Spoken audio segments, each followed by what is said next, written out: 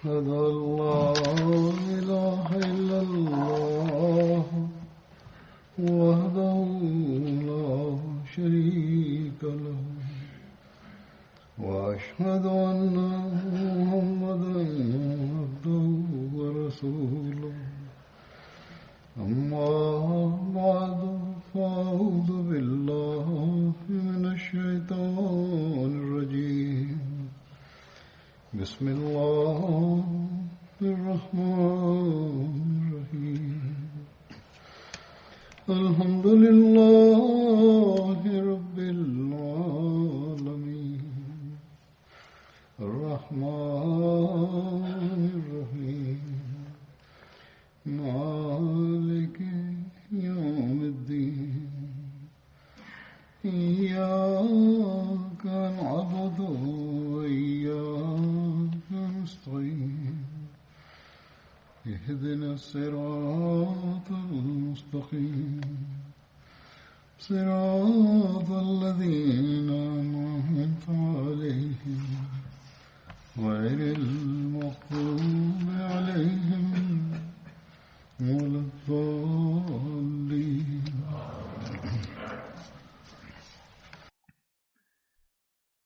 After reciting the Tashahhud, Ta'awuz and Surah Al-Fatiha, Hazrat Khalifatul Masih V, Ayyadullah Ta'ala bin Nasir Aziz stated, the name of the Badri companion whose accounts I will narrate today is Hazrat Talha bin Ubaidullah.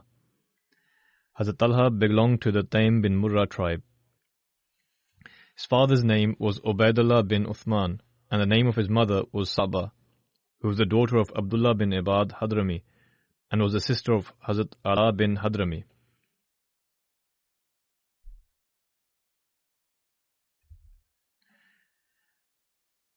Hazrat Talha's title was Abu Muhammad. The name of Hazrat Ala bin Hadrami's father was Abdullah bin Ibad Hadrami. Hazrat Ala belonged to Hadramaut and was the confederate of Harb bin Umayyah. The Holy Prophet ﷺ had appointed him as the governor of Bahrain, and he served as the governor until his demise. He passed away in the 14th year after Hijrah, during the caliphate of Hazrat Umar radiyallahu anhu. One of his brothers, Amir bin Hadrami, who had not accepted Islam, was killed during the Battle of Badr. Another brother of his, Amr bin Hadrami, was the first idolater to be killed by a Muslim.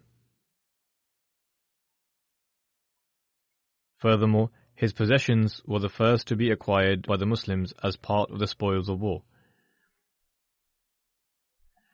Hazrat Talha's ancestry connects with the Holy Prophet ﷺ from the 7th generation through Murrah bin Ka'b, and it connects to Hazrat Abu Bakr radiyallahu anhu at the 4th generation. His father, Ubaidullah, did not witness the era of Islam. However, his mother lived a long life. She had the opportunity to accept the Holy Prophet ﷺ and was granted the honor of being a female companion.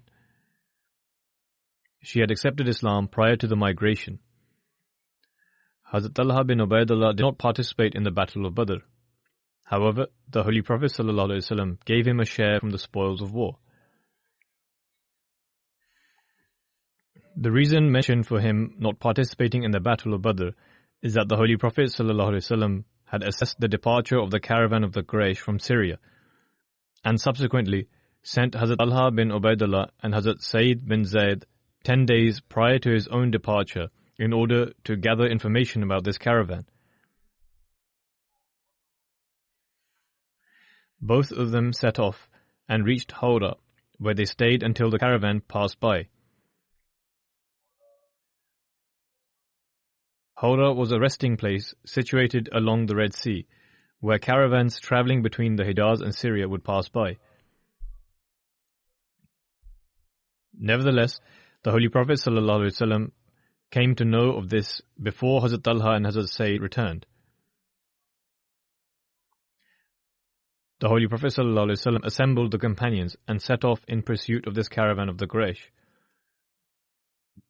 However, the caravan escaped taking another route, i.e. quickly set off on a path along the coast. This has previously been mentioned as well. The people of the caravan continuously walked day and night in order to escape from those who were in search for them, that is, the caravan of the disbelievers from Makkah.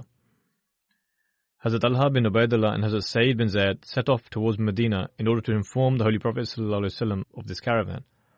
They were unaware that the Holy Prophet ﷺ had departed for the Battle of Badr. They reached Medina on the same day the battle between the Quraysh and the Holy Prophet ﷺ took place in Badr.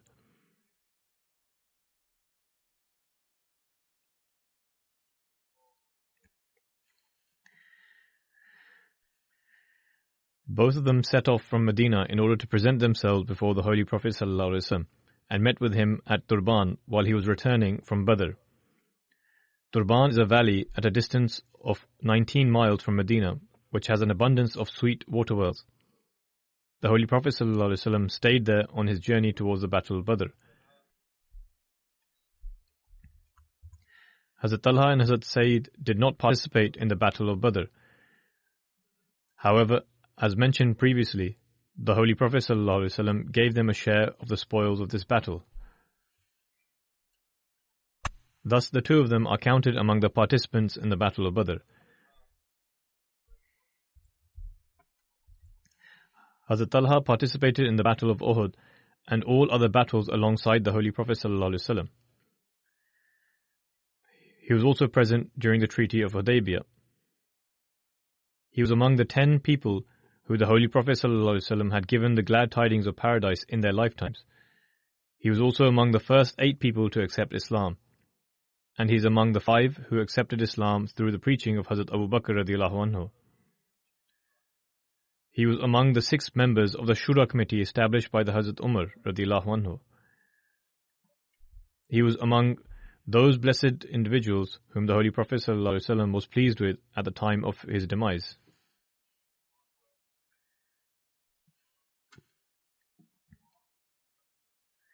Yazid bin Ruman relates that once Hazrat Usman and Hazrat Talha bin Ubaidullah went forth alongside Hazrat Zubair bin Awam, and when they reached the Holy Prophet ﷺ, he conveyed the message of Islam to them and recited the Holy Quran to them,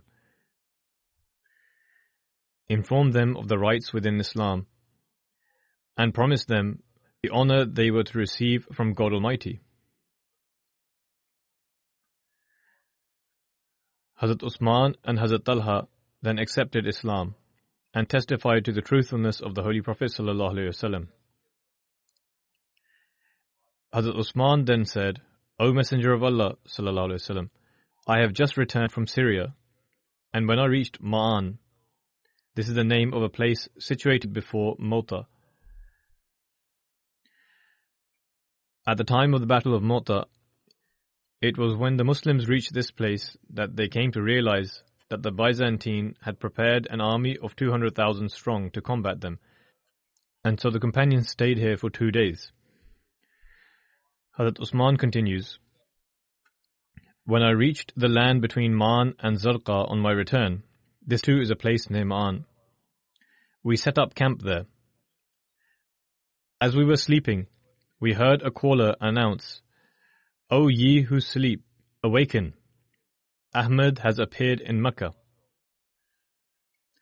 We then returned from there and heard the news regarding you." Hazrat Talha bin Ubaidullah radiallahu anhu relates, "I was in Busra, an ancient town of Syria.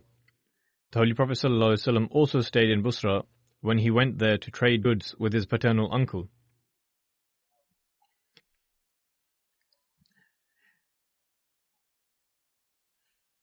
He further states, "I was in the markets of Busra when a monk was proclaiming from his Sawma, i.e. a synagogue, 'Find out if there is anyone from among the travelling merchants who has come from Makkah.' I told him I was from there. So he asked, 'Has Ahmed really appeared?' I replied, 'Which Ahmed do you refer to?' He said, 'The son of Abdullah bin Muttalib. This is the month in which he is to appear, and he will be the last prophet.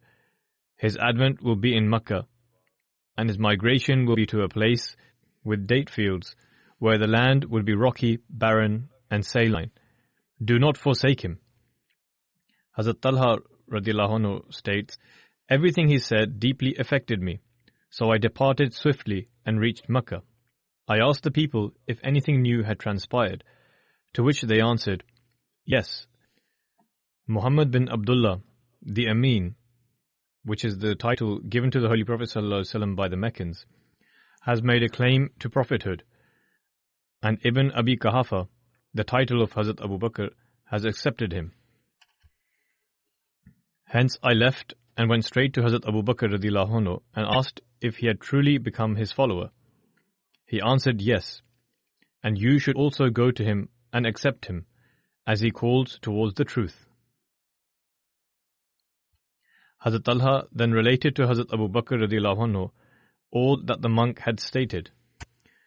So he took Hazrat Talha to the Holy Prophet sallallahu alaihi wasallam.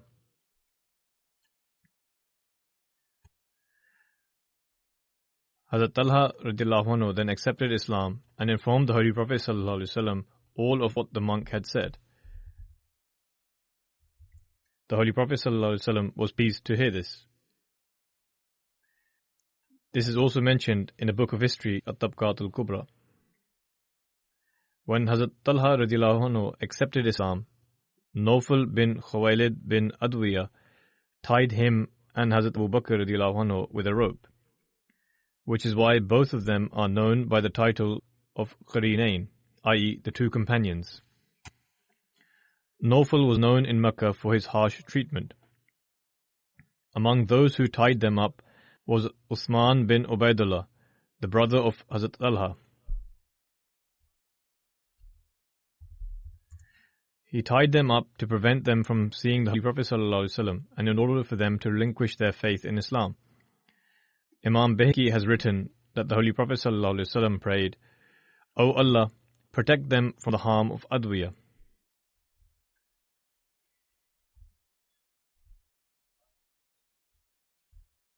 Hazrat Masood bin Khirash relates, "One day I was walking between Safa and Marwa when I saw a large number of people following a young man whose hands were tied to his neck. I inquired as to who this was. The people told me that this was Talha bin Ubaidullah, who has given up his faith, and his mother, Saba, is following behind him whilst cursing him."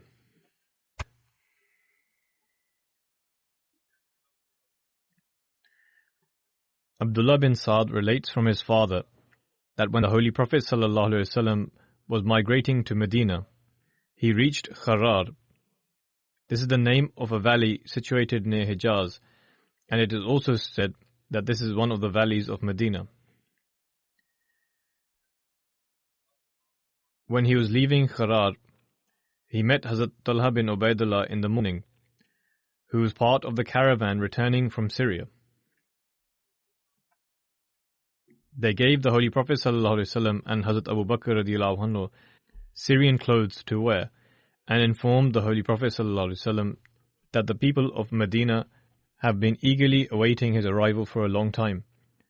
The Holy Prophet ﷺ then went forth with greater haste, whilst Hazrat Talha made his way to Mecca. When he completed his work there, he went with the family of Hazrat Abu Bakr and reached Medina. When Hazrat Talha and Hazrat Zubair accepted Islam in Mecca, the Holy Prophet ﷺ established a bond of brotherhood between them prior to the migration. After the Muslims migrated to Medina, the Holy Prophet ﷺ established a bond of brotherhood between Hazrat Talha and Hazrat Abu Ayyub Ansari radiallahu anhu.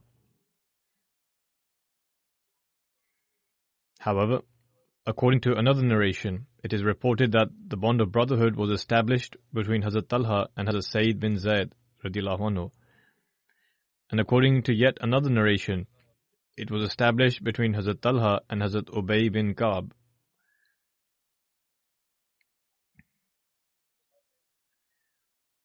After migrating to Medina, Hazrat Talha stayed at the house of Hazrat Asad bin Zarara.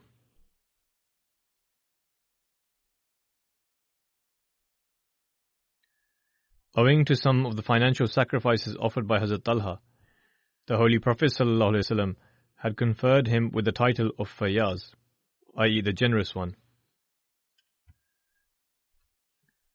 On one occasion during the Ghazwa of Zikard, the Holy Prophet ﷺ walked past a fountain and inquired about it.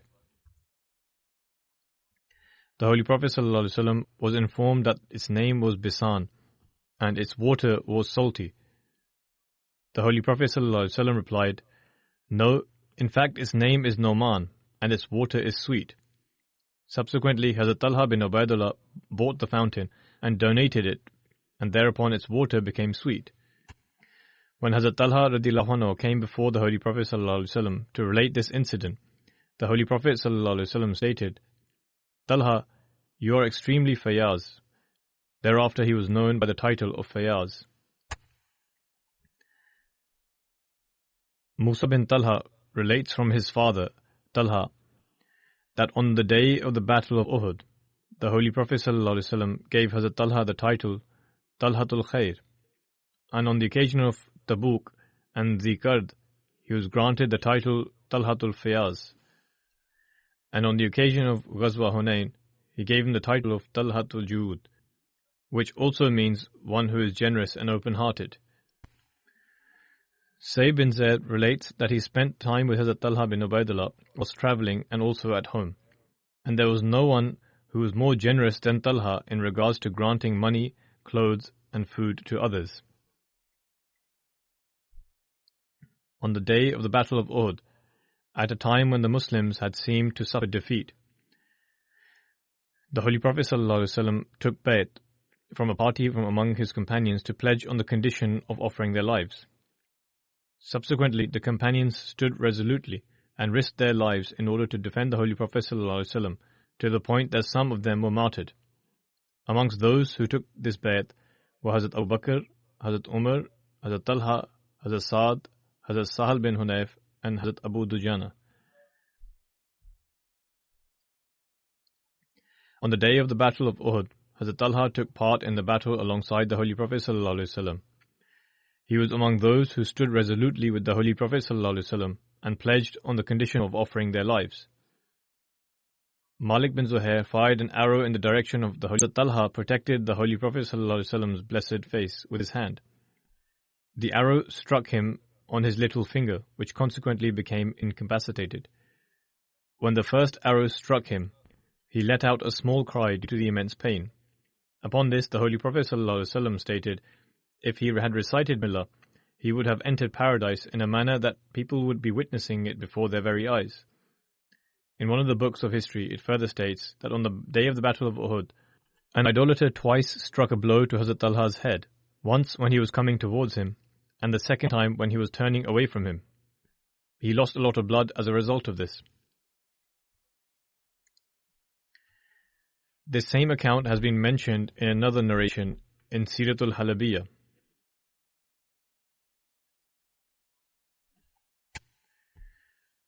Qais bin Abu Hazimah relates that on the day of the Battle of Uhud, he saw the state of the hand of Hazrat Talha, which had become severely damaged as he had placed it in front of the Holy Prophet ﷺ to protect him from the arrows.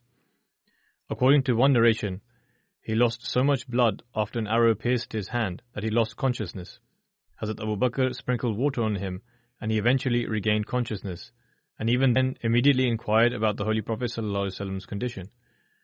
Hazrat Abu Bakr informed him that the Holy Prophet ﷺ was fine, and it was the Holy Prophet who had sent him to him. Hazrat Talha then replied, "All praise be to Allah. After knowing that the Holy Prophet ﷺ is fine, every hardship becomes insignificant."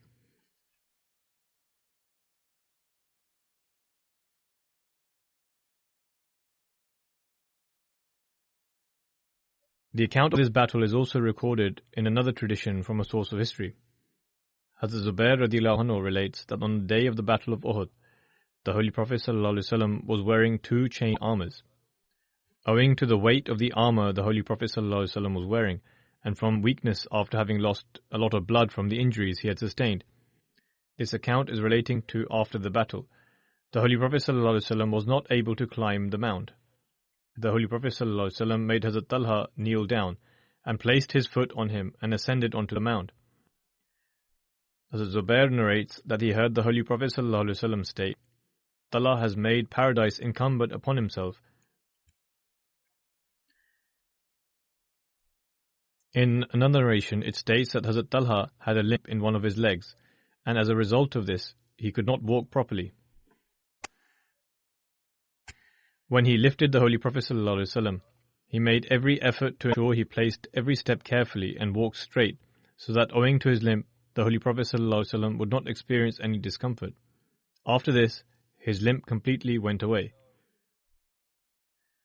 Aisha and Ishaq, who were the daughters of Hazrat Talha, state that on the day of the Battle of Uhud, their father sustained 24 injuries, among which there was a large wound to the head, and one of the blood vessels in his leg had been cut. Also, one of his fingers had become incapacitated, and the rest of his body was full of wounds, and he was in a state of semi-consciousness. The front two teeth of the Holy Prophet ﷺ had broken, and he had sustained many injuries to his blessed countenance, and he was also semi-conscious. Hazrat Talha carried the Holy Prophet ﷺ on his back and walked backwards, and whenever he encountered an idolater, he would fight against them and continue to walk in this way till he reached a valley and seated the Holy Prophet ﷺ with his support. This is a reference from At-Tabaqatul Kubra.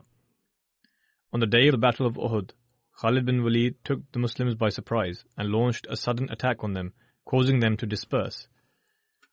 Based on various narrations, Hazrat Muslim Maud has related these aforementioned incidents in further detail. His narration illustrates an astonishing account of the level of steadfastness and sacrifice of Hazrat Talha. Even though this was evident in the earlier accounts, but nonetheless, the detail of this account he has related are as follows. A few companions rushed to the Holy Prophet ﷺ and formed a ring around him. They could not have been more than 30 in all. The Meccan army attacked this ring fiercely, where the Holy Prophet ﷺ was stood. One by one, the Muslims in the ring fell under the blows of the Meccan swordsmen. Aside from the Meccans who were with swords, from the hill, the archers sent volleys of arrows towards the Holy Prophet ﷺ.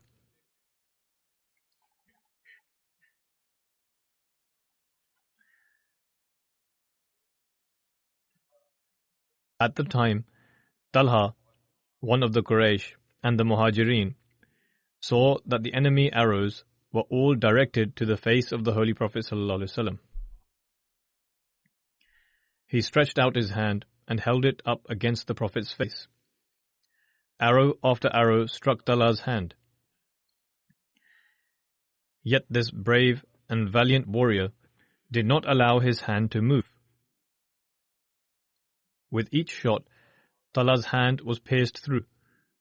Ultimately, it was completely mutilated, and Talha lost his hand. Many years later, during the time of the fourth Khalifa of Islam, when internal dissensions had raised their head, Talha was tauntingly described by an enemy as the handless Talha. One companion replied, "Handless, yes, but do you know where he lost his hand?" At the Battle of Uhud, in which he raised his hand to shield the Prophet's face from the enemy's arrows. Long after the Battle of Uhud, someone asked Talha, "Did not your hand hurt under the arrow shots, and the pain make you cry in anguish?" Talha replied, "Indeed it hurt me, and it almost made me cry in anguish, but I resisted both because I knew that if my hand shook even slightly, it would expose the Prophet's face to the volley of enemy arrows." On the occasion of Ghazwa Hamra al-Asad, whilst pursuing the enemy, the Holy Prophet ﷺ met Hazrat Talha bin Ubaidullah. "Talha, where are your weapons?" asked the Holy Prophet ﷺ. Despite the fact that at the time Hazrat Talha had sustained 9 wounds to his chest alone from the Battle of Uhud, however, he submitted that they were nearby, and then quickly went and got hold of his weapons. There were a total of over 70 wounds on his entire body. Hazrat Talha relates that he was more concerned about the Holy Prophet ﷺ's injuries than his own. He states that the Holy Prophet ﷺ came to him and asked where he had seen the enemy. He replied that he had seen them in an area which was slightly low-lying. The Holy Prophet ﷺ states that he also thought the same and stated, "As far as the Quraysh are concerned, they will never have the opportunity to act in this manner again, to the point that Allah the Almighty shall grant us victory over Mecca through our hands."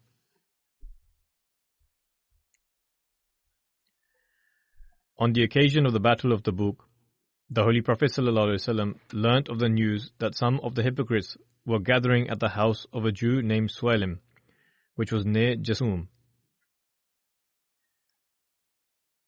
Jasum was also known as Bir Jasim, which was in the direction of Syria, near Ratij, and was a well that belonged to Abu Haytham bin Tayyan. The water of this well was of an extremely good quality, and the Holy Prophet ﷺ had also drank from it.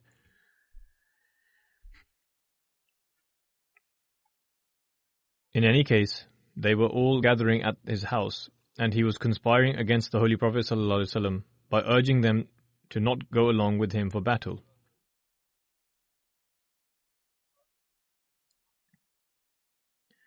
The Holy Prophet ﷺ sent Hazrat Talha along with some other companions towards his house and instructed them to set Suaylim's house alight. Hazrat Talha acted accordingly. During this, Zihaq bin Khalifa broke his leg whilst trying to escape from the back of the house. Similarly, the other men also fled. Hazrat Ali relates that he heard the Holy Prophet ﷺ with his very own ears say that Talha and Zubair will be his neighbors in paradise.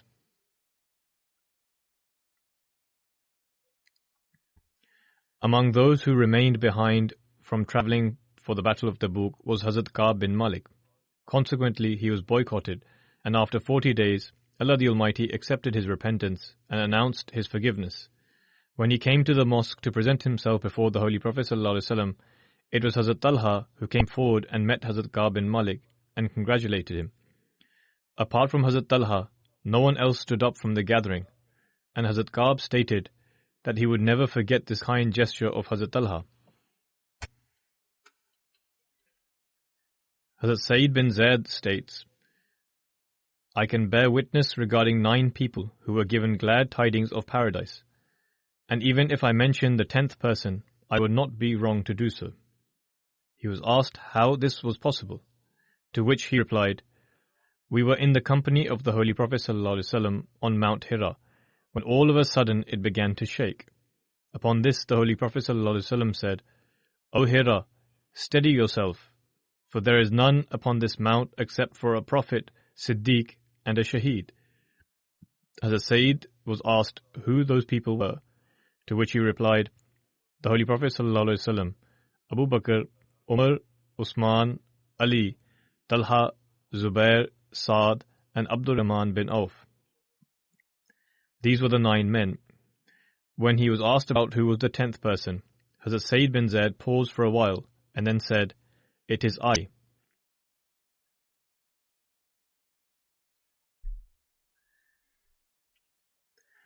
Hazrat Sayyid bin Jubair narrates, "The status and conduct of Hazrat Abu Bakr, Hazrat Umar, Hazrat Usman, Hazrat Ali, Hazrat Talha, Hazrat Zubair, Hazrat Saad, and Hazrat Abdul Rahman bin Auf was such that during battles they would stand before the Holy Prophet ﷺ and fight, and during the prayers they would stand behind him." Hazrat Jabir bin Abdullah narrates that the Holy Prophet ﷺ once said, "Whoever wishes to see a martyr in person, they ought to see Talha bin Ubaidullah."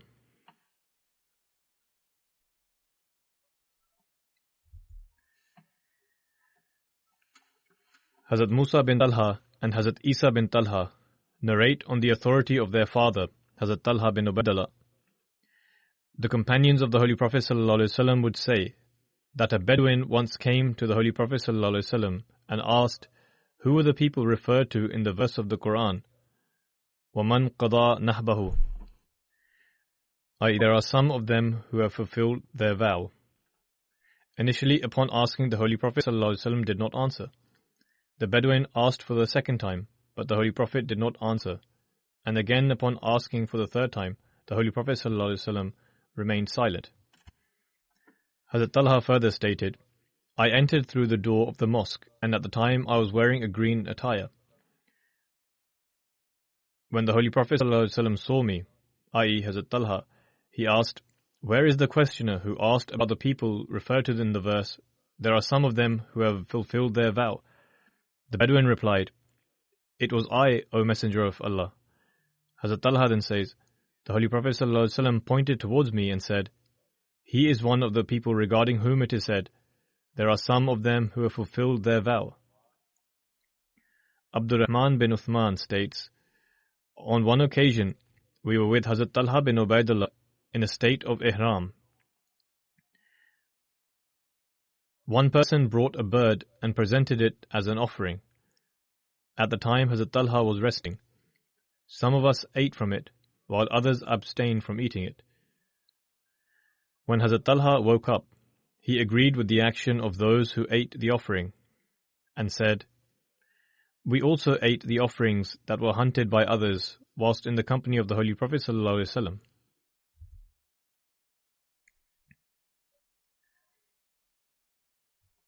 Aslam, the freed slave of Hazrat Umar radiyallahu anhu, narrates, Hazrat Umar radiyallahu anhu saw Hazrat Talha bin Ubaidullah radiyallahu anhu wearing two garments that had been dyed using clay, despite the fact that he was in a state of ihram. Hazrat Umar asked, O Talha, what is the meaning of these clothes? i.e. since he had dyed his clothes. He replied, O Amirul Mu'mineen, I have dyed them in clay. Hazrat Umar replied, O ye companions, you all are leaders, and people will follow your conduct. If an ignorant one sees you wearing these clothes, he will say Talha wears colored clothes in a state of ihram. i.e. regardless of whichever color was used, people could raise an allegation that instead of wearing white clothes, he wore clothes that were colored. In another narration, the following words are found in addition to the aforementioned hadith, that Hazrat Umar stated, the best clothes to wear in a state of ihram are white. Therefore, do not place other people in doubt regarding this matter. Hazrat Hassan relates that Hazrat Talha bin Ubaidullah sold a piece of land to Hazrat Usman bin Affan for 700,000 dirhams. When Hazrat Usman paid the amount, Hazrat Talha took the money home. He thought to himself that if one has this amount of money at home, no one knows what God Almighty has decreed with regards to life and death. Thus, throughout the night, with the help of others, they went around the streets of Medina and gave money to those in need. When day broke, Hazrat Talha did not have even 1 dirham left from this amount.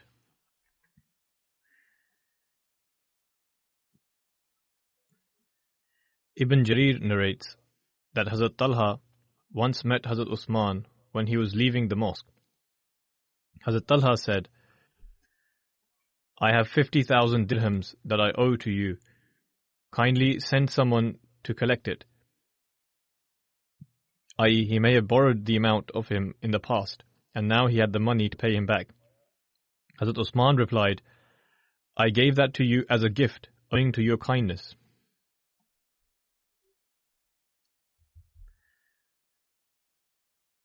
Hazrat Talha was martyred in Jang-e-Jamal.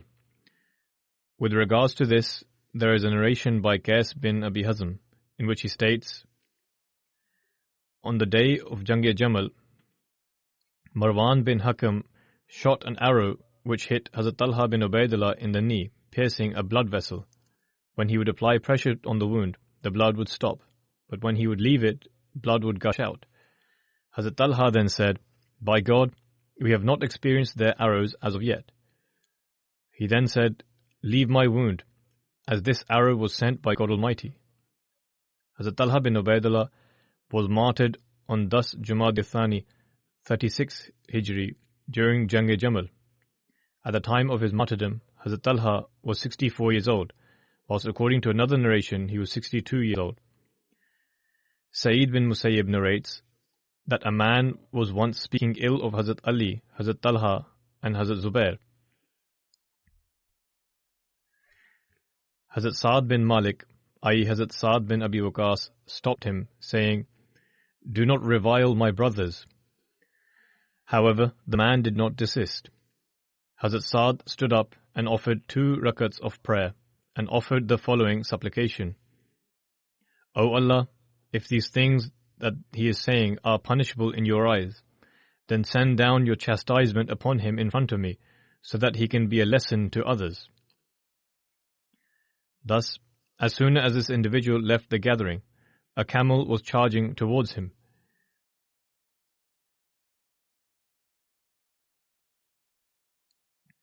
The camel caught him in a rocky terrain, and throwing him underneath, it crushed him, thereby killing him. The narrator states that the people went to Hazrat Sa'd saying, "O Abu Ishaq, rejoice, for your prayer has been accepted." Ali bin Zayd narrates on the authority of his father that one person saw Hazrat Talha in a dream, who appeared to him and said to change the location of his grave, as the water disturbed him greatly. He appeared to him in the dream again, and saw the same dream on 3 consecutive occasions. That person came to Hazrat Ibn Abbas and related his dream. When they went to his grave, the part of his body that was immersed in the ground had become green due to the water. Thus, the people moved Hazrat Talha's body and buried him in another place. The narrator states, "It is as if I can still witness the camphor that was on his eyes, which was completely unchanged. The only change was his hair that had moved from their place." The people bought one of the houses of Hazrat Abu Bakr for 10,000 dirhams and buried Hazrat Talha in there.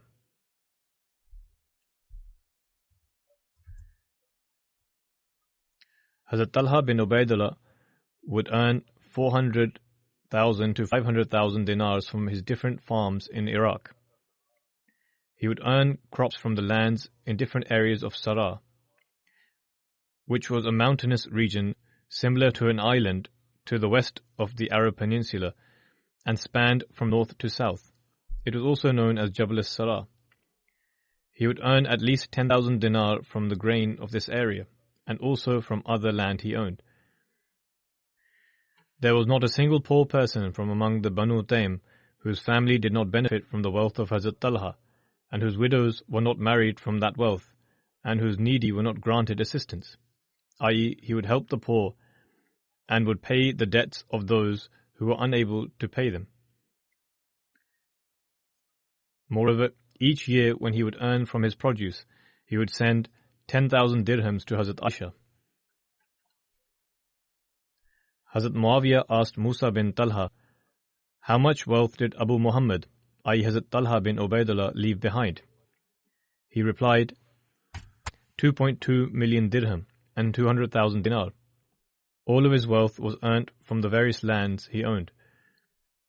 As mentioned, he was martyred in Jang-e-Jamal, the details of which, God willing, I will narrate in the future, because the details are such that they ought to be mentioned separately, so that the questions that arise in one's mind can be addressed. God willing, I shall narrate it in future. Now, as mentioned in the previous sermon, everyone ought to continue adhering to the precautionary measures against the current coronavirus pandemic. One should also take caution whilst attending the mosque. If one is suffering from a slight fever or is suffering from aches and pains, one ought to refrain from public areas. They should protect themselves as well as others. We ought to pay particular attention towards prayers. May Allah the Almighty safeguard the world from this affliction.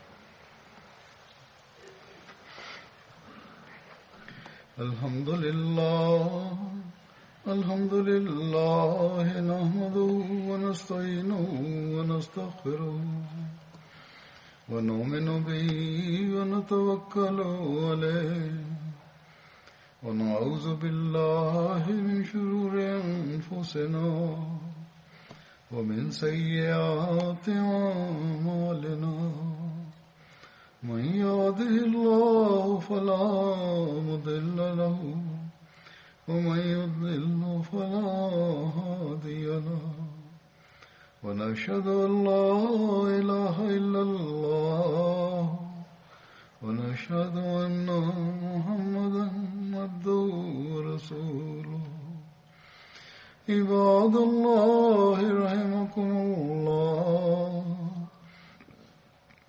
إن الله يأمر بالعدل والإحسان وإيتاء ذي القربى وينهى عن الفحشاء والمنكر والبغي يعظكم لعلكم تذكرون اذكروا الله يذكركم وادعوه يستجب لكم ولذكر الله أكبر